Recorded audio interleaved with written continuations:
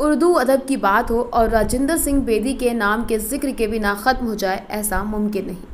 वह अपनी दिलचस्प लिखने की अदा की वजह से, अंदाज़े बयां की वजह से बेदी उर्दू अफसाना निगारों में एक अलग ही पहचान बनाते रहे। कहानी लिखने में उनका कोई सानी नहीं था।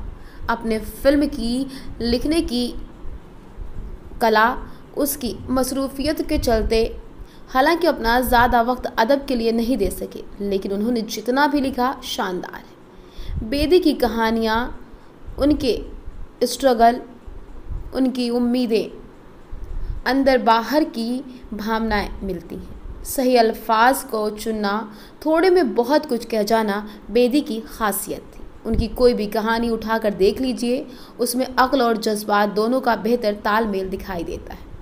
बेदी की कहानियों की बजाय ज़्यादातर इमोशंस हैं, पर इन कहानियों में एक बात ज़रूर है जो कि वो बहुत बड़ी जिम्मेदारी और बहुत ईमानदारी के साथ कहा करते थे।